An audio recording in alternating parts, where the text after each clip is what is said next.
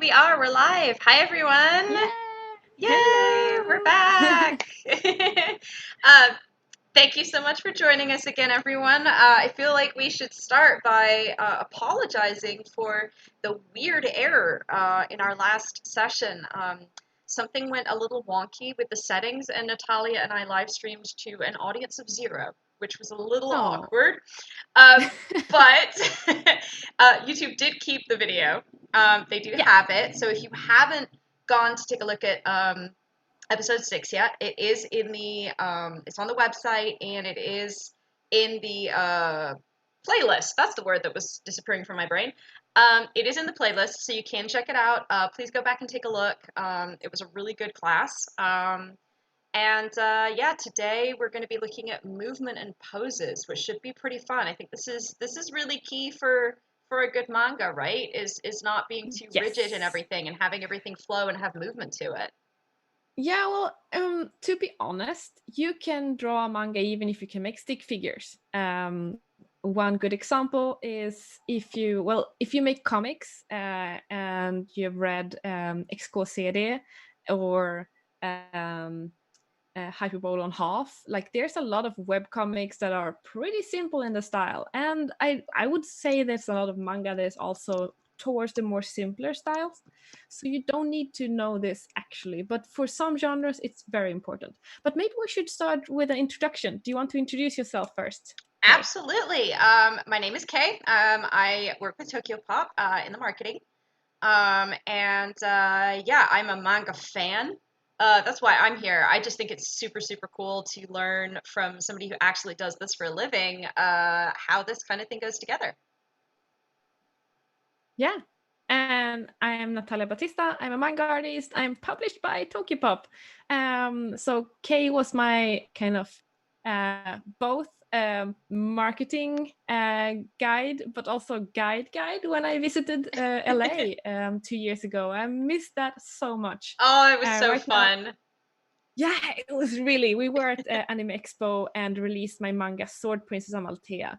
It was really fun because I'm from Sweden. That's why my English is a little bit broken. It's not my native language, but I'm doing my best. So I hope everyone will understand everything. Your English is amazing, Natalia. Seriously. Thank you. It's incredible. Thank you. You're doing great. I am way too much into American TV shows and documentaries, I guess.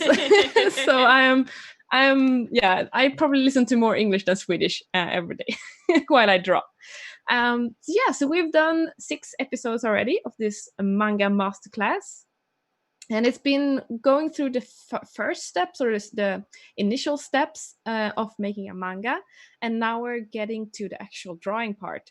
So this one will be very much drawing lessons, and also I'll talk more about like references and how to find good photo references and stuff like that, and what to think about with copyrights when it comes to photo references as well. And as always, Kay just pushes in some added notes and also tracks your questions. So if you have any questions, just write in the chat. Yes. And Kay will refer them over to me. Yes. Or answer them. Yes, please do. Please drop any questions in the chat. I'm constantly keeping an eye on it, so I'll just hop in and ask. And as always, we'll do this reminder again at the end of the video, but if you think of a question in hindsight, we finished the live stream, 30 seconds later, you're like, I should have asked that. You can send an email to kae@tokyopop.com. That's KAE at tokyopop.com. Or send a message through our website. It will get to me, and I'll make sure I'll pass it on to Natalia. We have had a few questions that way. You guys ask amazing questions. Don't ever think a question's too stupid, because I guarantee if you're wondering it, someone else is thinking it too. Yeah. And there's also one more thing with this Manga Masterclass. There is a competition, right? Okay? There is. We are running a contest. So the idea of this class is that theoretically, if you follow it from the first episode to the last episode, you would be able to make a full, complete manga with the advice that Natalia is giving you. So what we're hoping is that you guys will take this to heart, work in the background on your ideas and on your artwork, and put together your own manga, your own short comic. And we will be setting up a form so you guys can submit it to us at the end of these classes. We will be picking some lucky winners. Someone will get a chance to do a Zoom call with Natalia, one-on-one call, where she can go over your comic with you and your portfolio, give you advice specifically on your creation, so you can know how you can get even better at what you're doing. And then a couple lucky winners will get some TOKYOPOP manga as well. So it's definitely worth following along and putting together your own manga. Yes. And I also think, I mean, even if you don't want to join the competition or the contest, but you just want to make a manga, I mean, all these lessons will be up here for free for as long as YouTube exists. So Yes. hopefully, so well, you can just join again, come in back and check them out, and please share them. If you know anyone who might have missed these, they can always Mm-hmm. go back and rewatch the latest, the last ones, or all the previous lessons, and then they can follow along again. The Yeah. good thing with joining in live is that you can ask questions. That's why what I like about the live sessions. Yes, yeah, absolutely. You get feedback instantly. And it is worth mentioning that if you think, man, episode 3 was great, but I really need to go back over it. Not only can you find it on YouTube under our playlist, you can go to tokyopop.com/manga masterclass. And we will have all of the episodes there, including some of the images that Natalia's drawn, some of the like the script excerpts that she's made, some little like tidbits there that you can follow along with as well, and all the details for the contents will go up there when they're uploaded. Yeah, super fun. And so let's go. Let's All start right, talking let's get about started. movement. Yes, movement and poses. So before I start my lesson, I always have like an introduction. Today we're going to talk about how to draw the body, and we talked a little bit about drawing like character designs a couple of episodes ago, and in that one I didn't go so deep into how to actually proportion the body. I just made the body out of my own experience and knowledge about how to draw bodies. But today I'm actually going to talk about proportions and some good tips on how to draw bodies, both bodies, the proportions of the body, but also how to draw bodies in movement, or bodies in poses, different kind of poses. Um, First of all, your body, your own body, is the best reference tool when it comes to drawing. So make sure you have a full body mirror somewhere in your studio or apartment, wherever you work with your comic. Also, to have, if you have a colleague or a friend or a family member who can take photos of you, or you can take photos of them doing different poses, that's awesome. That's really good. Or if you can have a camera set up, if you have some kind of you can just have, if you have some kind of holder for your cell phone, and you can put it on a table somewhere, and you can just make the pose. Usually the camera on a cell phone or a smartphone has like a timer. You can set a timer, and that way you can go and set your pose, you can take a photo and go back. So making sure you use your own photos, and there's a reason to this. Because the way copyright laws are written, uh, it says that even if you just use someone else's photo as a reference, if you just have it next to your artwork and you draw right from it, if you copy it in any way, you're actually infringing on that person, that creator, photographer or artist, their copyright. So unless you have the written agreement with them that you're allowed approval from them, that you're allowed to use their art, their artwork or their photo for this, you should not copy other people's photos or art. I And that saw. is I just wanted to hop yeah. in real quick there, Natalia. I Mhm, saw some really great advice from a manga artist in Japan once, who, and mhm. this is a lot easier now in the age of cell phones. I think when they were talking about it, they had to take a camera. They took a camera with them everywhere they went, and if they saw a really cool looking building or a really cool tree, Yeah. they would just take some photos, and that way it is your photograph. You Yes. have the right for it, and you can Yes. use that as a reference as you move forward, which I thought was Yeah. really cool advice, and very simple and easy to do now in the world of smartphones. Yeah, and exactly. So you always have your phone with you when you're traveling or outdoors. To learn to take photos, especially when you're in places or when you're around people that you know that you're allowed to take photos of. Mm-hmm. Do that. Also remember though that, for example, if you the rule is actually if you take a photo of a car, for example, or anything that is designed by someone, you're actually not allowed to even copy that design to your paper and call it yours. So you have to make changes. For example, if you take a photo of a computer, that's why when you see in mangas, if they make like a laptop, they show that the character is writing on their laptop. Instead of showing the apple symbol, they have Mm-hmm. like a pear or an orange or something else. And this Yeah. is also the reason is that, and also if you ever draw a cell phone in your manga, don't draw exactly the design of your cell phone. Make sure to make changes so it's more like a generalized version of a cell phone than an actual cell phone. And the reason is that someone designed the cell phone or the car or the laptop or anything, they designed it, and then that person has the copyright to the design. So you have to make noticeable changes that makes it into something new, that you have designed a new car or a new cell phone.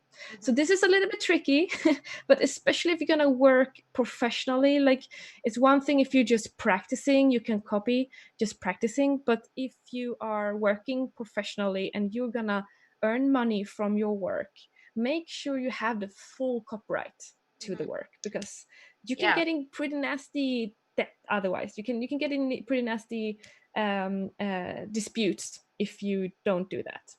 We Uh, actually have a couple of questions here, Natalia. yeah. One Yes. is unrelated. I want to touch on it very quickly. Chuneko is asking, can we use the same comic for this contest as the Nosebleed one? I'm assuming that Nosebleed Studios is also running some kind of manga contest. Is that what I'm reading here? Yes. Okay. I have a company in Sweden, but we are running a Swedish manga contest right now. Hmm. So it's only for people living in Sweden.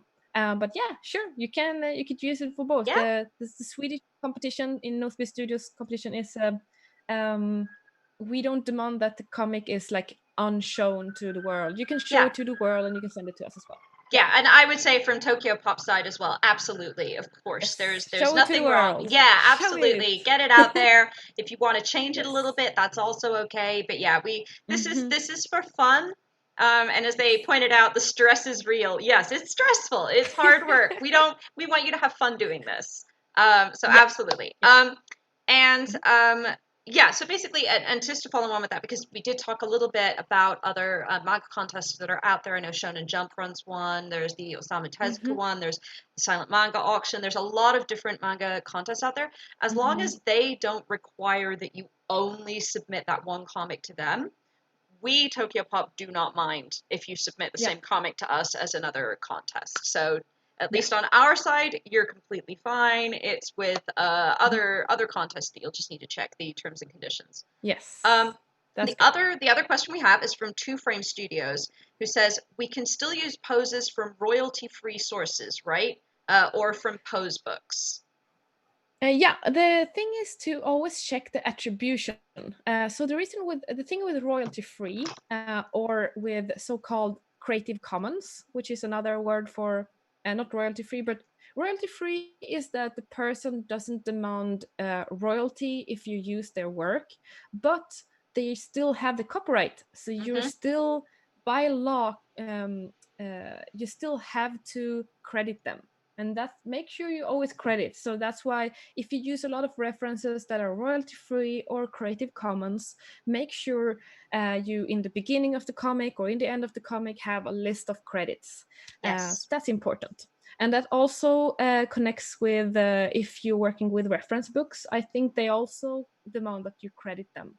So you have to write references from and then the book title and maybe even the ISBN number, Mm-hmm. just to make sure that you have done everything by the book. Absolutely. Yeah, Yeah, so make like sure you credit. when we use fonts for our books, because if you guys pay attention, you will notice that different manga, we don't all use the same font. We will change up Mhm. fonts also, not just for like sound effects. Maybe we'll use a different font when someone's whispering versus when they're screaming something. Um, it may be one book we use a slightly softer font, another one we use a sharper one, but you always have to check, even if they're free fonts, you need to check what their licensing deal is. Maybe they're like, yeah, we don't mind if you use this for like your term paper, but we don't want you to make money off of it. Or we're okay with you making Mm-hmm. money off of it, but you have to like give us credit for it. So definitely get in the habit of checking what the terms are Yes. for someone. And if they're giving you something for free, be cool about it. Like give them the credit. It's such a small thing for them to ask. It's so cool of them to give you something for free. Mm-hmm. And it's not a lot to turn around and say, hey, thanks to this person for giving me permission to use this pose, or use their tree images or something like that. Yeah. And second of all, then it's that since I recommend you to use your own references and take your own photos and stuff, it's also very good to start before you start doing manga. Instead of just like thinking, okay, I don't have to learn how to draw bodies, I just have to start using photo references. I think that's not the best start, because then your manga will unintentionally or unconsciously always look like photo references. Like there is a difference. You can see the difference if the person knows how to draw bodies or if the person just copies photos. So that's why I think the main thing, even though you can use your own body and photos you take as reference, the first and foremost thing you need to do is start practicing anatomy and croquis. Anatomy, just start by learning how the body is functioned. A good thing is to study the skeleton of a body, of a human body, and then learn where, like, you take an anatomy book, actually, like the Gray's Anatomy book, the classical ones, and just go through body parts. Just how does the legs, how's the joints, and how's the skeleton of the leg, and where's the muscle sticks. Like, practice this. All this is really, really coming in handy later on, I promise you. So even though I'm gonna go through this very simple like base of a comic figure, it's not gonna have muscles and everything like that. It's gonna be very simplified. I recommend you to start by learning anatomy, and I think also if you have the money and the time to go to croquis lessons to learn how to draw the body either naked or non-naked. There's for the dressed up and naked croquis, where you can actually have a model, or you can have like a study group with your friends, and you take turns in modeling, and you can do that with clothes on. You can, like, that's even better for us comic artists to learn what does a pair of jeans looks like, or a t-shirt, where's the folds for a t-shirt. So that's, I think, to have study groups for anatomy and croquis is really a good start, and to have it regularly. That's the good thing with croquis. They often have, like, every week a new lesson or a new chance to practice it, and that's just what you need. You need just practicing. So that's my first. Sorry to interrupt there. We have a quick question here from Brandon Chen, a nice little quick fun question here. What's your favorite pose to draw, and what's the hardest one for you? My favorite one, I really like arm movements, I think, because, and I'm gonna talk more about them today, because a lot of people think that, oh, I need to practice poses, but what you actually need to practice is arm movements, because at most of the time you're gonna cut the character like at the breast side, or like on the around the hips or something, and then you're gonna see the arms, and if they always are next to your body, it's gonna look boring and stiff. So arm movements, like, are they folded, are they like this, like hand movements, to make the character look natural, moving naturally. And the hardest ones, I would say like, hard one is actually when the character goes like limp, if you, for example, are dead or falling or something, because that can look so, it's just like us, when we're artists, we have to think like we're actors, and we have to think about how would this character act this scene. Like, okay, now the character needs to die, how do I act a death that looks natural? And that's really hard. Like, how do you act crying? How do you act surprised? without it seeming unnatural or weird.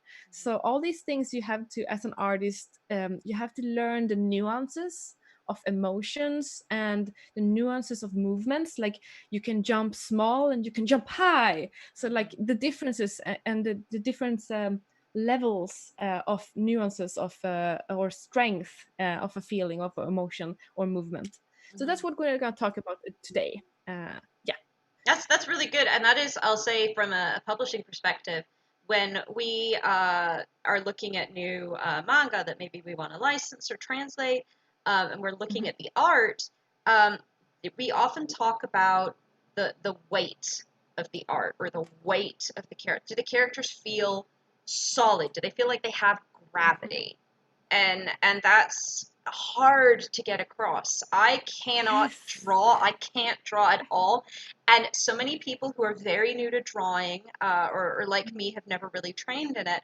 Um, our characters seem to almost sort of float in the air. Like they don't really feel like they're a part of that world. And when you see art where somebody knows what they're doing, they really feel like their feet are planted on the ground. You can feel the heft of it. And it's a very, Yeah. I think learning anatomy and learning exactly how musculature works, like you were saying, learning how bodies work will make a Yes. huge difference in how real your art feels. Even if it's cartoony, it'll still feel Yeah. real. Yeah. And that's why it's so important to learn from looking at bodies and drawing. Like I know my teacher told me, for example, to just one lesson we just was sent out all students in, I think this was high school or something, and just sitting around drawing people that walk, because you have like maybe 10 seconds to draw them, and you have like they're gone in 10 seconds, and that's what you have. And you have to capture a moment when they're moving, and that's, I think, a very good thing. Like so in many ways I think croquis is good to practice, but I also think that you should practice from just movies. You can watch anime as well if you think there's any good anime with good movement, because just watch it and then pause and just like see how they move. And as long as you're still practicing, it's okay to use references. It's just when you get to the point when you're gonna draw it in a comic that you're gonna earn money on or publish online or anything. Remember, when you're publishing it online, you are still publishing it, and you're breaking someone's copyright if you're not having the good references or credits. So that's important when you publish. Yep. But until you publish, you're allowed to use references, even those that you haven't gotten approved to use. So you can draw from photos online as long as you don't publish it, and that means also not publishing it on Instagram unless you have approval from the creator. Yes, absolutely. Yeah. Okay, let's start drawing bodies then. So I'm going to talk about, first of all, I'm going to talk about the basic proportions of a body. And I'm going to go through this quite fast. So if you feel it went too fast, you can always skip back and go through it again and again.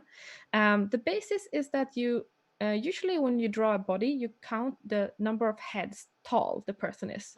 So if we start by drawing one head up here, I'm going to make it not too small. So this is just gonna be like a base of a head. I'm not gonna make the details for the face or anything. This is the head, and on this line I would draw the eyes, and on this line the nose and the mouth. So it's just the basics of a head. And I'm not gonna draw the details. So right now I'm just gonna go through the steps of a body. The height of the head. This is how you measure the height of the body. What you do is that you count the number of heads that fit into a body. So a full-grown human is somewhere between 6.5, if they're very short, to sometimes almost 7.5 or 8-ish if they're like. I think, for example, I am. Right, I have the metrics. We have the metric system in Sweden, so you have to translate. All right, hold on, hold both on. metrics. I'm definitely not Googling it, so go ahead. Okay, so I'm 1.6 meters, and I think that's like 5'10". You are 5'3". 5'3". I'm tiny. Okay, I'm Yeah. tiny. Yeah. So, and I am about 6.5 heads. If I would standing, and you could measure my head 6.5 times on my length. While like a basketball player that might be 2 meters or around there, which is like 6'12" or 6'10" or something. What's 2 meters? Sure. Let's find out. We're definitely not cheating. I am good at math. Actually, about 6'6".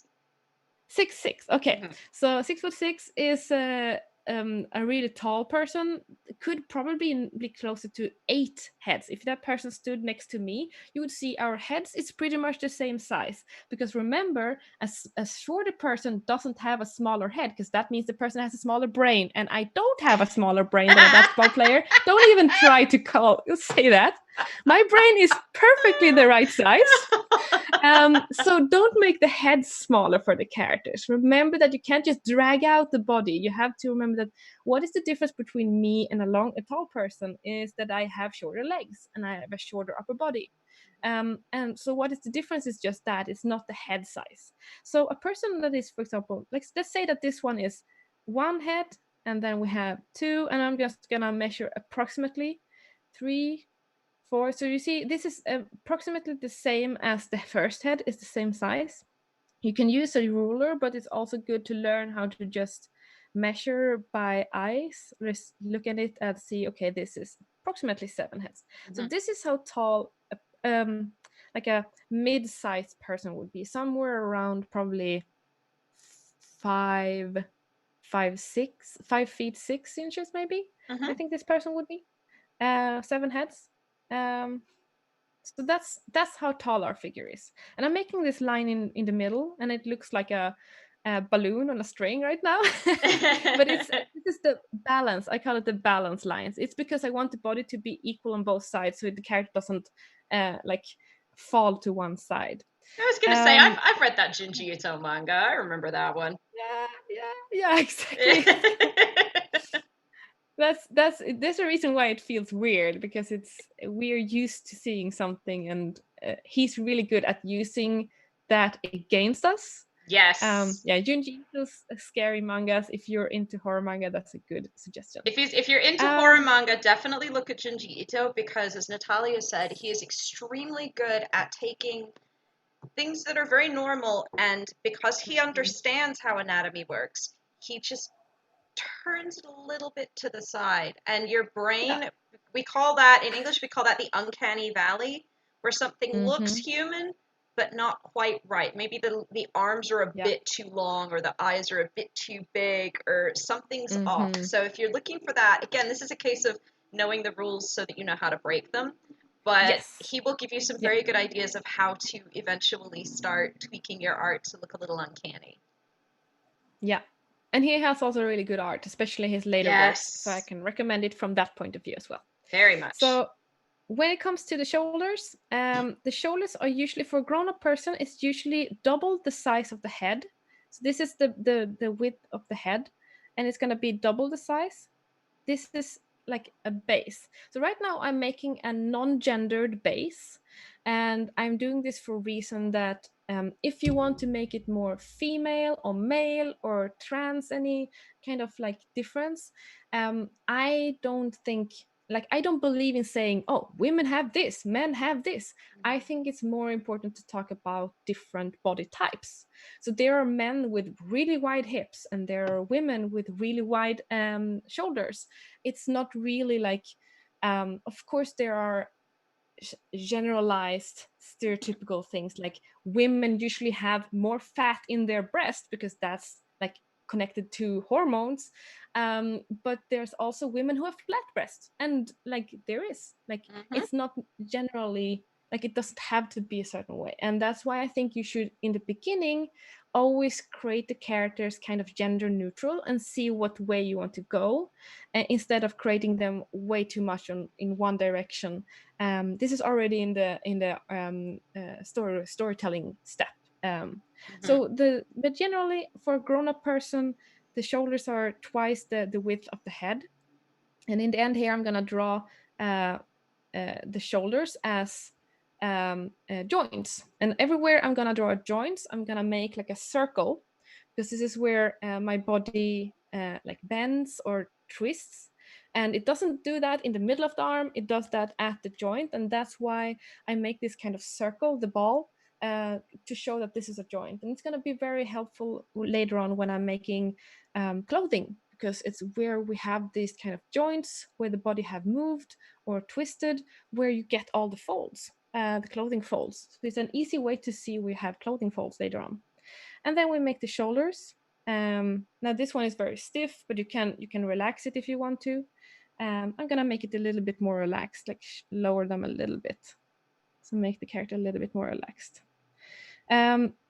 We have to know where the middle of the body is, because one rule is that our bodies is pretty much, if you took me, if I was standing up and I was just like flipped in the middle and just like my head towards my feet, or if I was that what do you call it, vigorous, like if I could bend that well, Right. and I could put my head to the floor, you would see that my legs and my upper body is pretty much the same size, the same length. So this 7 head figure, in the middle of this 4, that's where the middle is of the character. And this is where, like, this is gonna be legs, and this is gonna be upper body.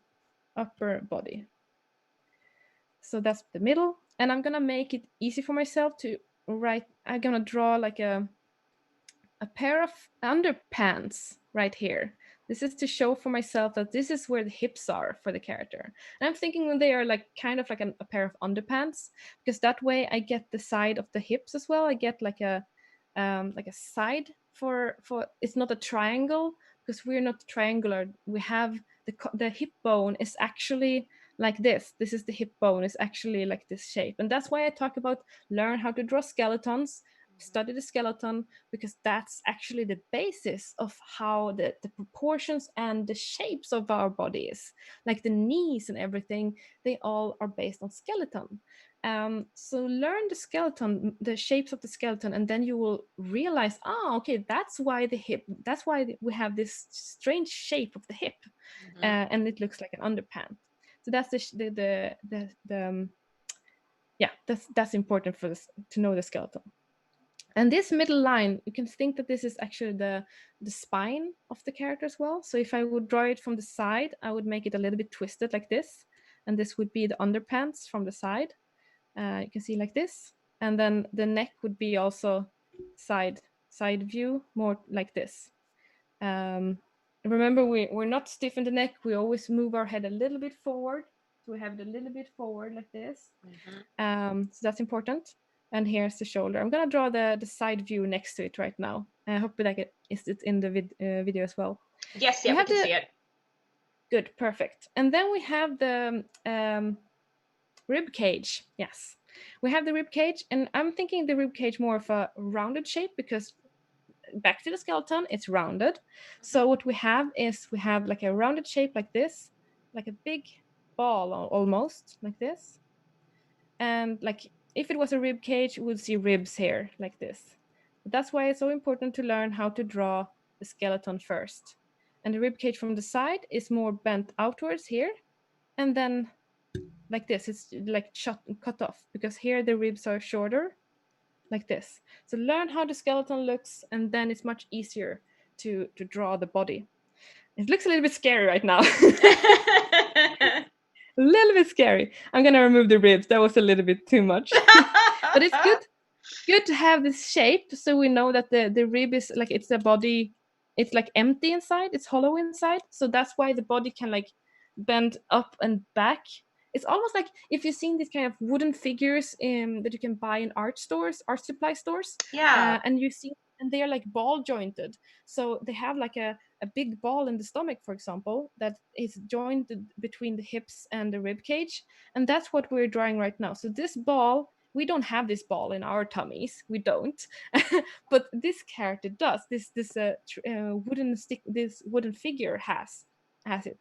And that's because we want it to be jointed. We wanted to, like, this ball will be the joint when the body moves. So if the body moves forward, like if we have a bent upper body like this, we're gonna have the rib cage like this, and then the hips like this. I need to remove my text. So we have, this is the upper body, and you see how the ball is still jointed, but if you compare this one and this one, you see how the difference is how we bend the body, and the bending is in this kind of circle. That's the joint that bends body. Yeah, so I'm gonna just erase it a little bit like this. Okay. Yeah, so now we have the upper body. It's actually this simple part. And why I make it so simplified is because, well, for you, it might be, oh, wow, this is so complicated, but it's because you haven't practiced it. You should just need to practice this a lot. Like if you draw this body once a day, I promise you, after a couple of months, you will get it. And why I make it so simplified and I don't draw the details in this step is because when you draw poses and movement, it's really good to be able to quickly make like a design that you have in your head, or like an angle or pose in your head. You need to quickly put it on paper. No, it didn't look good. Okay, another one. This angle. No, it didn't look good. Another one. This one. I saw that, for example, for Naruto by Naruto by Masashi Kishimoto, the manga. He actually uses what I've seen, he in the later chapters, he used a lot of 3D animations. We actually made a 3D module of a certain scene to be able to rotate it and find the right angle. But you know, creating a 3D module, it takes some time. So unless you're really like quick with the digital stuff, I would recommend you to instead practice doing poses on paper and learning this part. But I don't know, maybe you have 3D models and have experience with that, then that's a really good tool for you. But if not, this is good to learn and to have a quick base for the body. The next step is the legs. First of all, when we bend the leg, the knee is in the middle, because you can kick your own butt with your heels. Remember, you can sit on your feet, which means from the feet to the knee and from the knee to your butt is the same length. So that means in the middle of this leg here, we're gonna put the knees like 2 circles, because they are also joints. And we're also gonna make some joints up at the hips. I'm usually making them as round circles like this, almost like the shape of the buttocks, like thinking this is the shape of the buttocks. So if the person has a big butt, you can make them big balls. And if they have a small butt, you can make them smaller. And you can choose the size of the buttocks of the character. And this way you can easily make a line from the top one to the bottom. So these lines, this is actually just the upper part of the leg, the thigh. And the thigh just needs to be a straight line. So if you think the thigh from the side, think of it as a tube. It's almost like a tube like this. This is a tube. So you can, if you see the tube from different angles, it's going to be good to see it as a tube, because then you can angle it. Like if it's like pointing towards the camera, you can angle the tube just like a paper roll. If you have used all the toilet paper, you can use the paper roll as a module or like a model for your thigh on your character, because that's the same thing. Like it's like a tube like this. That's what you should think of the legs and the arms. I need to erase this because I need space. Yeah, so and then we have the same thing with the lower part of the leg, but on the floor we have the feet. So first I'm gonna draw the feet as 2 kind of half circles down here, and above the feet we have the ankles. Remember, the ankles are where you can, like, just like in the hand, you can like move the feet. So you need to have a circle here, a joint where you move the feet or the hands. And then the what is the kind? The calf? Yeah, the calves. They are a little bit thicker on the top and thinner on the bottom. So they look like upside down bowling. This kind of bowling, when you go bowling, you have this kind of wooden pin? Yeah, the bowling pins. Think of them as upside down bowling pins. I'm thinking like that.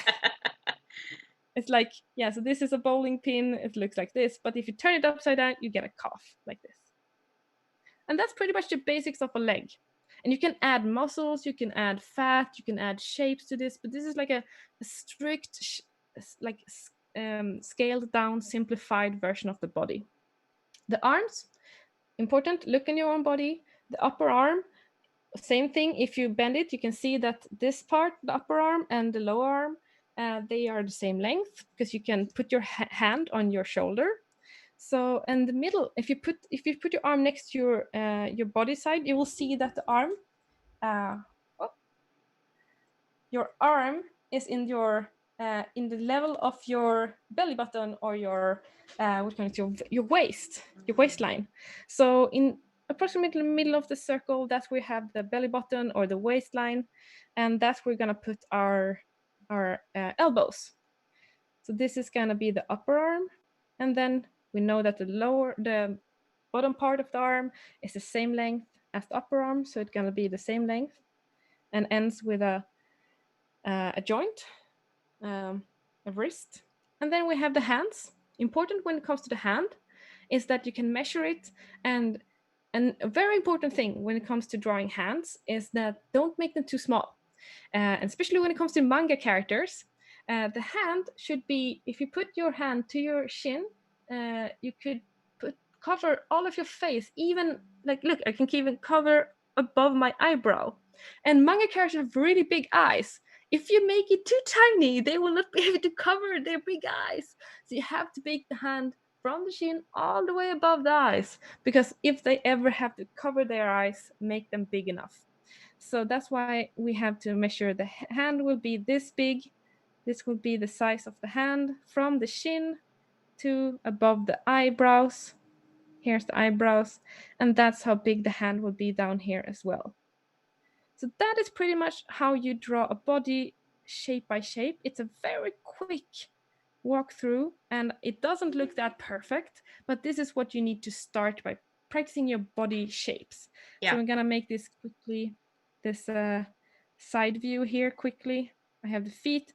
Remember, the length of your foot is actually the same distance between your this spot in your arm and your wrist.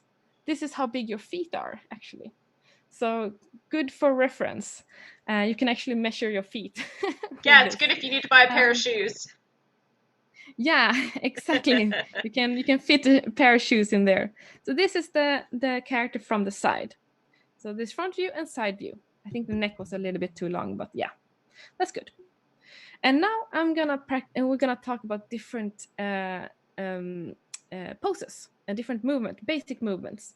So this is our basic body, and if you practice that, we're gonna go to the next step. And the first, so this was the standing movement. This is like a standing character. The next one is gonna be a sitting character. So we have something to sit on. I'm just gonna make a box here, simple box. And first of all, we need to know the body is sitting down. So if we go back to our standing character, we can see that we will be drawing, first of all, this part of the character, because this part will be like the sitting will be the buttocks will be sitting on the box, and then we're going to draw the upper part of the body. So that's what we're going to do here. First of all, we need to measure we put the spine in here. Is the spine straight or bent? And I'm going to make a little bit of bent spine here. And now we need to know how many heads fit between up here. Let's say the head's finished up here, and here's where the buttocks is. So this is where my upper body will be.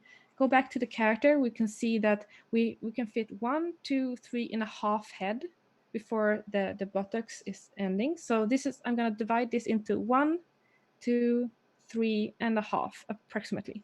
So this is going to be the head of the character, because it's 1. And then I'm going to make a little bit of a neck here. This is number 1.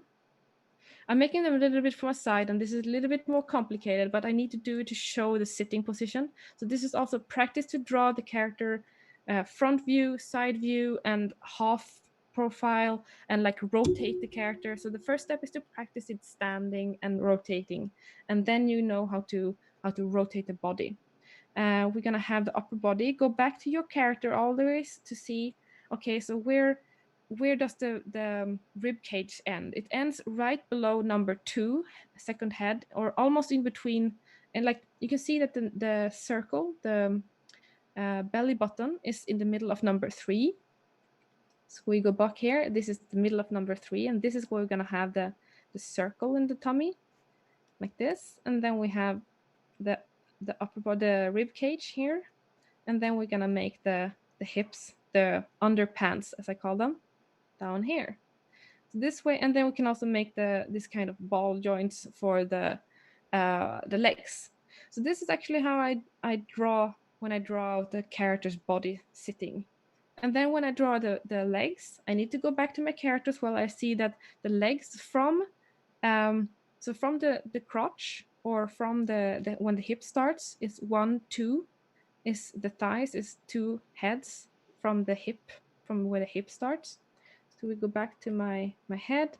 It's gonna be, I need to measure this. This is the head, or like this is the head. So I measured that one here, 1, and then 2. This is how far my legs is gonna be out. So always go back and measure to your figure, or learn how the figure, like the rules of the figure. The calves is the length of the is the same as this one. So I'm gonna make the calf this far, and yeah, it fitted down to the floor. That's good. So this is, it looks like it's sitting. And now the character is sitting. And you can always, depending on what level, what angle you put on the spine, you can make the character rest backwards, or lean forward, or lean to the side, or anything like that. And the arms can also be added. So the arm should be, this is how long the arm should be, but I'm going to move it a little bit out like this. And I'm going to remove all these extra lines here. So we just see the character like this. And then the lower arm is the same length as the upper arm. And now we see the character is sitting with one hand on the knee, and maybe the character has one hand up here speaking in the telephone. Yeah, so the character is talking to someone in the telephone. Ta-da! I made a pose with the character sitting on a bench or something, talking in a cell phone. So by using this kind of basis, you can practice different movements and poses. Running is another one. I'm gonna make a running down here. So we start out by making the head, and when we run, we often lean a little bit forward. Leaning backwards looks like we're fleeing from something, and leaning forward means we're running towards something. So that's one thing you can think about it. But also, leaning backwards usually looks a little bit more funny, while leaning forward looks a little bit more determined. So we're gonna make the character lean forward. So this is gonna be the head leaning forward with the neck backwards like this. We make the spine. This is the spine. And just like the same, this is the head of the size of the head. The upper body is 3.5 heads. So we're gonna make 1, 2, 3.5, and that's where the buttocks will end. And if this is from the side, practice side views and front views, just like we see here. The side view and the front view, practice them. Practice running characters from the side, running characters from the front. And this is the rib cage, the tummy, the arm. The arm should be in the middle of the rib cage, but we're gonna make it a little bit out like this because the character is running.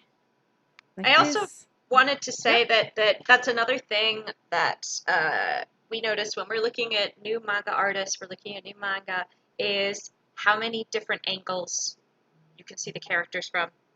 Um, Yep. it's so important. It's very tempting. Again, I can't draw. I did draw a little when I was younger, and it's very tempting to stick with the same either side on, front on, or like 3/4 pose. Try Yep. playing around with different angles, not just of the Yes. character, but of the camera, as we were talking before. Think of it as being a Yes. director in a movie, maybe slightly top down, or play around Mm-hmm. with what energy you want from a scene. Yeah, and that's a good thing you said about the energy, because the reason to why you can't just make side views and front views is that you can do that, but it will look very comical. So a lot of like comedy manga or gag manga, they usually just have that side view or front view, and that's the only views they have, or maybe 3/4 view, which is, for example, if you see Simpsons, they only have very few views, like for several, like 20 seasons, you never saw them in the front, like straight forward. They had a very limited amount of like angles the characters could be shown through, and that works for gag or comedy, but it doesn't work for action, it doesn't work for drama. Yes. So depending on what genre you're in, there's a lot of more demands on your art style and your visual storytelling. Yes. So that's why it's good to practice different poses, especially in action scenes, because you can't just make them like stand next to each other and like bang bang bang. You have to like turn the camera and dance with the characters, kind of. Mm-hmm. So this is the running from the side, but if I would make the running more dynamical, I'm going to show more dynamical poses very soon. So this is just the basics of, and see how I made the character like in an angle. I didn't make it straight, because if I had made it more like, I can show you if I actually turn this one. Let's see if I can just straighten this character up, and you will see it doesn't look like it's running if I straighten up this one. One moment. If I straighten up this one and make it like straight instead of angled, you see how the character looks like it's jumping and not running. You see that? So the important thing, the difference between jumping and running, is actually the angle. If you angle the character, it's gonna look like it's running, but if you angle it upwards, it's gonna look like it's going upwards. It's gonna jump. Yep. So that's very important to make sure you have a little bit of an angle when they're running. That's one thing. Another one is jumping. Like I said, you can do the same thing with jumping, but think of the jumping as like a. Oh, I'm gonna use a new layer for this one actually. So you can think of the running as a new, like this kind of curve. So you will have the character. I'm just gonna make a stick figure here, with the chest and the hip and the ball and the tummy and the hips. First, the character is going upwards, like this, maybe with the feet. It's good to learn to draw very quickly, very easy shapes, and then you can add the details. And it doesn't have to be perfect the first times. And then when it's going upwards, this is still 1 feet in the ground. Next one is going to be both feet up in the air, like this. Both feet up in the air. It's going upwards, this character. Chest and hips, like this. And then it's still going upwards. And now it's kind of turning. So now character may be looking downwards, because it's going to say, okay, I'm going to fall soon. So now the legs is still bent, and it's not touching the ground, but maybe a little bit kind of ready to turn towards the ground, kind of like this. And then when it's going downwards, you can see how the character is focusing on the landing, and maybe bracing itself with hands and feet, kind of like stretching out the feet a little bit, like this.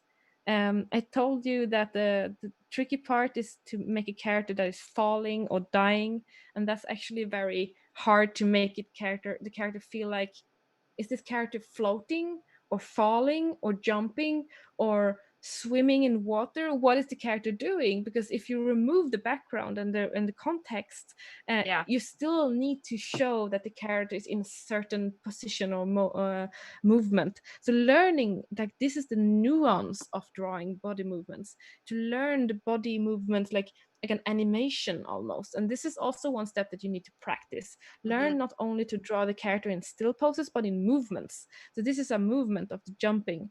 And then when it lands, it's like both feet or 1 feet is in the ground, and it almost turns like to not fall backwards. The character is moving the head and the upper body forward to kind of negate the fall, and usually the arms as well, like the arms will be maybe more backwards here, bent maybe, also bent a little bit, and then maybe even like protecting itself, and now using the arm like a balance, like you stretching it out to both protect you from the fall, but also to keep the balance, to not fall backwards.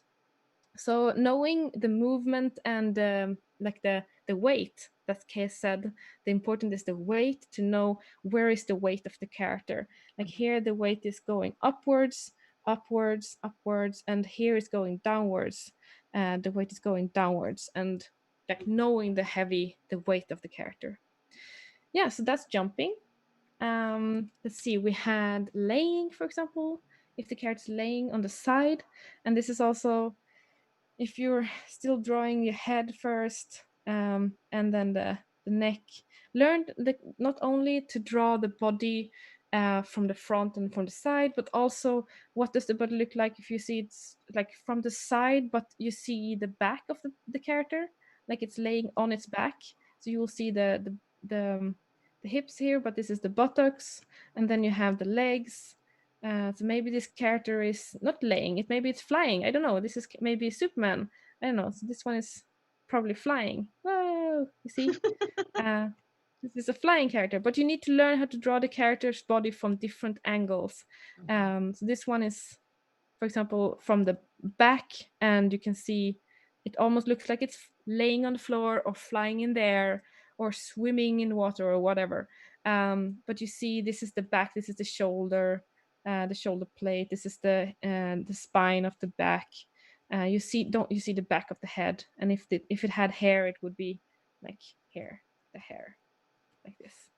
So learning to draw the bodies from different angles, and like in this step you don't need to practice details.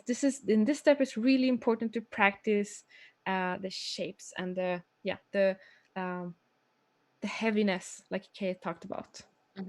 Yeah, do we have some questions? Awesome. We don't have any right now. If you guys have any last questions before we wrap up, please again drop them in the chat.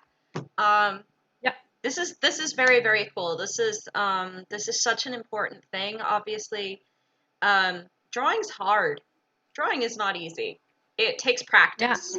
I have some few things left that I want to talk about as well. Absolutely, please go ahead. Arm movements. Movements, and some part about dynamic movements as well. Okay. So quick arm movements. Why, like I said before, why it's so important to practice arm movements is because a lot of the times this is going to be your frame, and you're just going to see the upper body of the character. And how the movements of the arm is very important, because if the arm is always by the side, the character will be looking very boring or stiff. And you will notice that the artist is not confident enough to make arm movements or show the hands. So practice, for example, drawing arms that are crossed. How does it look when you're crossing your arms like this? So this is the crossed arms. One is laying on top of the other, as you can see, like this. And you see the hand. This one is behind the arm, but this one you can see the hand, the fingers above the arm. Practicing drawing that one, that is one of my favorites. It's really practical. Make sure though that I do that mistake that a lot of my characters, when they're angry or determined, they use this pose, and it looks weird if everybody does the same thing. Make sure to vary it. So that's why some of my characters, when they're angry, they instead put their hands in the side like this. This is another one that is really practical to learn how to draw. So you have the upper body, you have the hips, and the hand on the hip movement. This or pose is really good as well.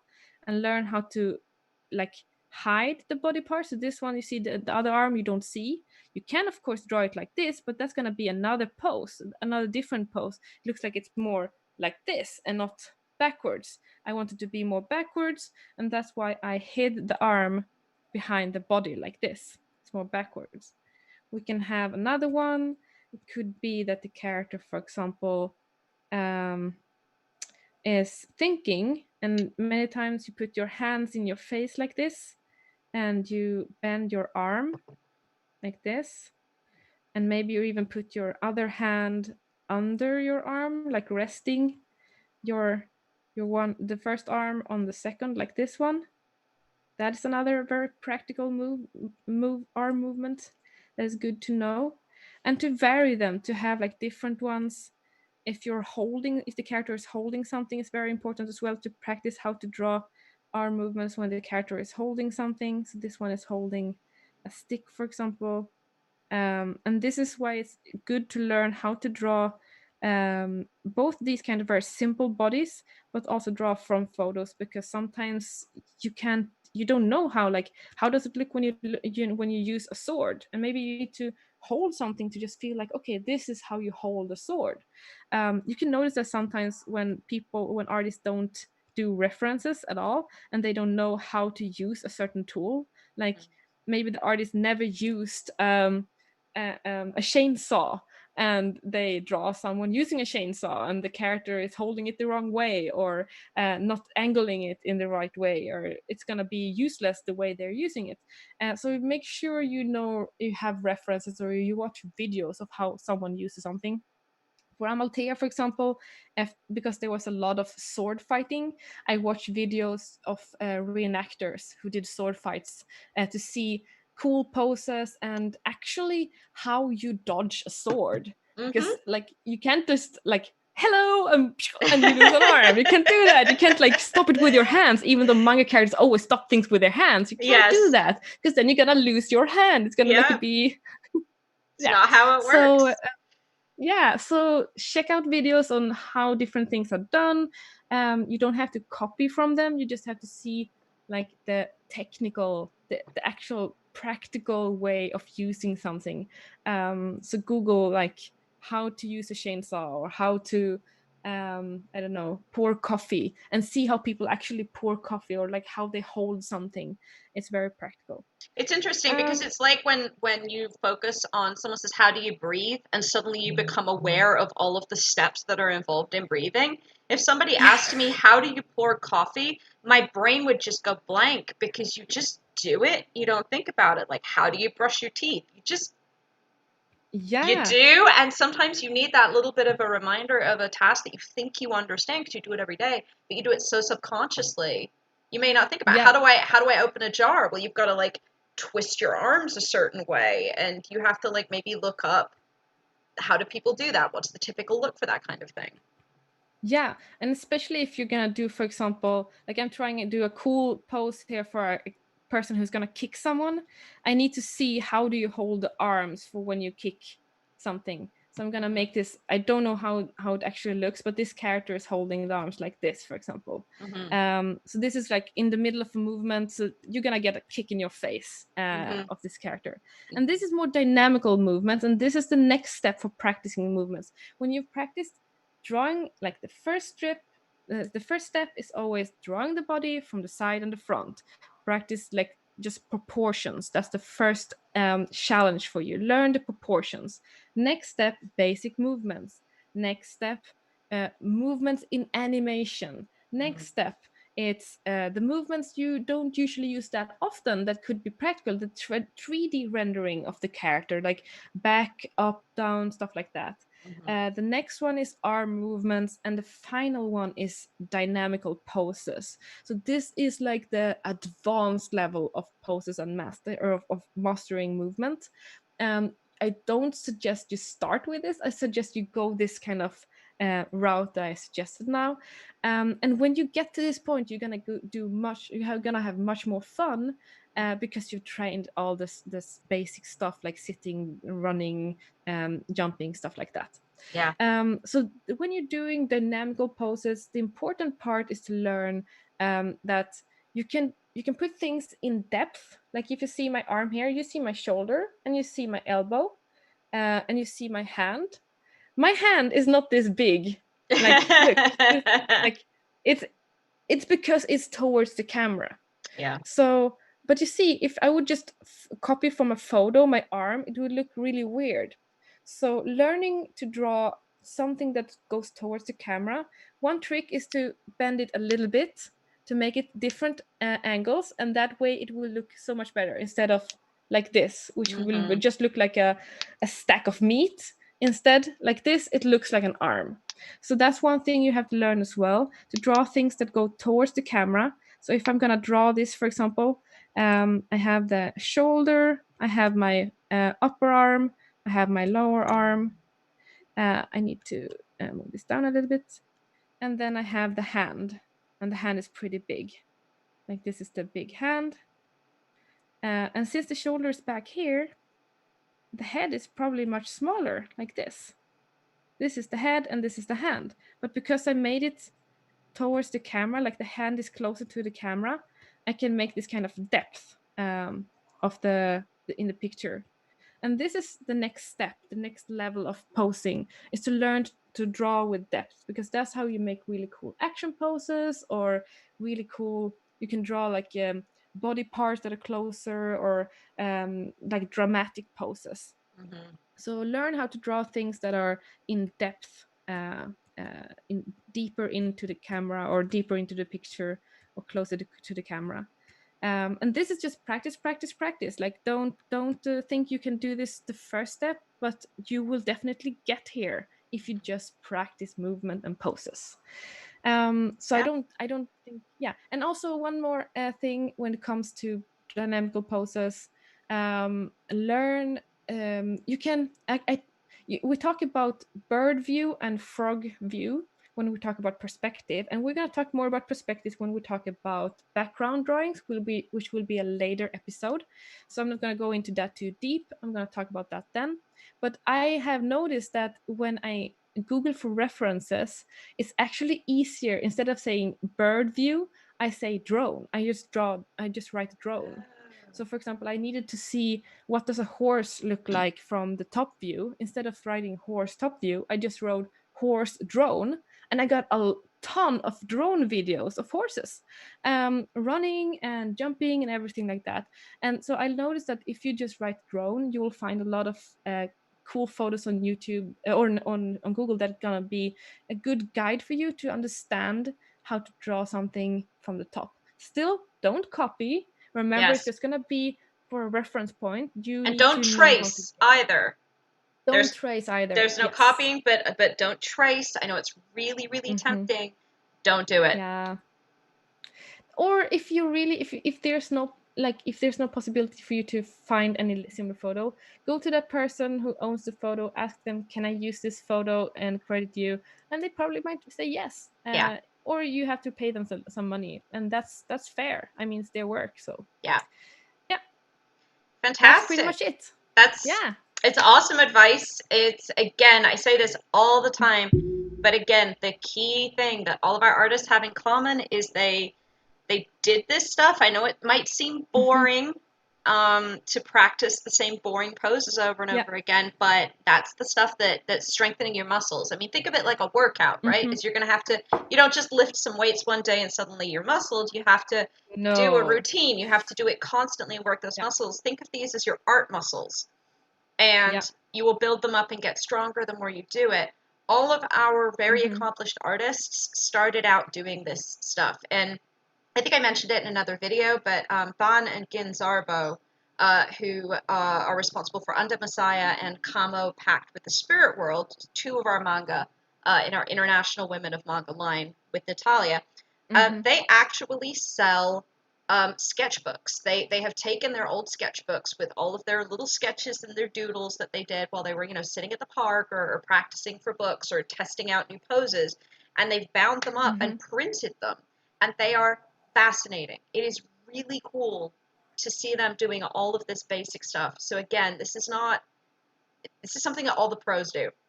The pros still do it. It's Hmm. really, really, really Yeah. useful. We have a bunch of people Yeah. just saying thank you, Natalia, for this great Yeah. information. And seriously, thank you for joining us every other week. This is Yes. awesome. You guys can find us again in 2 weeks' time. We're going to be back teaching you even more. Again, all of this info will be available on the TOKYOPOP website, tokyopop.com/manga masterclass. And Natalia, could you send me that cool sketch you did, the head comparison sketch? Yeah. You mean this one? No. This. Yeah. Yes, perfect. And I'll go ahead and put that on the website so you guys can see that for reference. Perfect. Um, Yeah. and yeah, of course, you can find all of these on our YouTube. If you think of any questions that you want to ask, go ahead and send them to Kae@tokyopop.com. Once again, that is Kae@tokyopop.com. Follow Yes. us on social media. Natalia's links are all in the YouTube description below. We've got the Tokyopop links as well. Thank you so much again for joining us, and good Hmm. luck making your guys' comics. Yeah, good luck. Awesome. Bye-bye. Thank you. Bye.